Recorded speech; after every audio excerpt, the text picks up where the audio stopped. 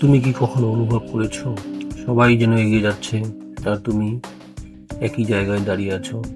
রাতের বেলা ঘুমোতে যাওয়ার আগে যখন একা হয়ে যাও, মনে হয় না আমি কি সত্যিই পিছিয়ে পড়লাম? বন্ধুদের কারো চাকরি হয়েছে, কারো সম্পর্ক স্থির, কারো জীবন যেন একদম গোছানো, আর তুমি তুমি শুধু চেষ্টা করছো, লড়াই করছো, কিন্তু ফলটা চোখে পড়ছে না। শোনো, খুব মন দিয়ে শোনো, সব কিছু যা দেখা যায় সেটাই পুরো সত্য নয়। একটা গাছ যখন বড় হয়, প্রথমে কি সে আকাশ ছোঁয়ার চেষ্টা করে? না, সে আগে মাটির নিচে শিকড় শক্ত করে। তোমার জীবনও এখন সেই সময়ের মধ্য দিয়ে যাচ্ছে। হয়তো বাইরে থেকে বোঝা যাচ্ছে না, কিন্তু ভেতরে ভেতরে তুমি তৈরি হচ্ছ। তুমি ব্যর্থ নও, তুমি পিছিয়ে পড়োনি, তুমি শুধু নিজের গতিতে বড় হচ্ছ। এই সমাজ তোমাকে বলে 25-এর মধ্যে সব ঠিক করে ফেলো, স্থির হও, সফল হও, সবাইকে প্রমাণ দাও। এই নিয়মগুলো কে বানিয়েছে? তোমার জীবন কোনো প্রতিযোগিতা নয়, এটা তোমার নিজস্ব পথ। আর সম্পর্কের কথা বলি, তুমি কতবার এমন কারো জন্য কেঁদেছো যে তোমার মূল্যই বোঝেনি? কতবার ফোনের দিকে তাকিয়ে থেকেছো একটা বার্তা আসবে বলে? কতবার নিজের সম্মান কমিয়ে কারো অল্প যত্নকে ভালোবাসা পেয়েছো? আর নয়, তুমি কারো ভাঙা মন সরানোর দায়িত্ব নিয়ে জন্মাওনি।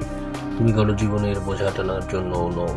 যে থাকতে চায় না তাকে আটকে রেখো না, যে সম্মান দেয় না তার কাছে মাথা নত করো না। নিজের মূল্য তুমি নিজেই ঠিক করবে, অন্য কেউ নয়। মানুষ কি বলবে এই ভয়টা ছেড়ে দাও। সত্যিটা জানো, মানুষ নিজের জীবন নিয়ে এত ব্যস্ত যে তোমাকে নিয়ে ভাবার সময় তাদের খুব কম। তাই নিজের স্বপ্ন থামিয়ে অন্যের কথায় কান দিও না। আর একটা কথা, আলস্য আর কালকে করবো মানসিকতা, এই দুটো যদি জীবন থেকে সরিয়ে দিতে পারো, তাহলে তোমাকে থামানোর ক্ষমতা কারো নেই। প্রতিদিন একটু করো, ছোট হোক কিন্তু করো। ধারাবাহিকতা এমন এক শক্তি যা সাধারণ মানুষকে অসাধারণ বানিয়ে দেয়। কাউকে বা কোনো কিছু পাওয়ার জন্য মরিয়া হয়েও না। যখন তুমি খুব বেশি আঁকড়ে ধরো, তখনই সেটা তোমার থেকে দূরে সরে যায়। নিজের সঙ্গ উপভোগ করতে শেখো। একা থাকতে পারা দুর্বলতা নয়, শক্তি। যেদিন তুমি ভয় পাবে না হারানোর, সেদিন জীবন তোমাকে হারাবে না। প্রতিটা ব্যর্থতা একটা বার্তা, প্রতিটা ভাঙা সম্পর্ক একটা শিক্ষা, প্রতিটা কঠিন সময় তোমাকে আরো শক্ত করার প্রস্তুতি। তাই নিজেকে দোষ দিও না, নিজেকে সময় দাও। আর যদি মনে হয় তুমি 1 ইঞ্চিও পারোনি, হয়তো তোমার শিকড় আরো গভীরে যাচ্ছে। আর যখন সময় আসবে তুমি এমনভাবে উঠবে যে সবাই অবাক হয়ে তাকিয়ে থাকবে। তোমার 20-র দশক শেষ গন্তব্য নয়, এটাই শুরু। তাই দৌড় বন্ধ করো, তুলনা বন্ধ করো, নিজেকে ছোট ভাবা বন্ধ করো। কারণ তুমি পিছিয়ে নেই, তুমি প্রস্তুত হচ্ছ। আর বিশ্বাস করো, তোমার সময় আসবে।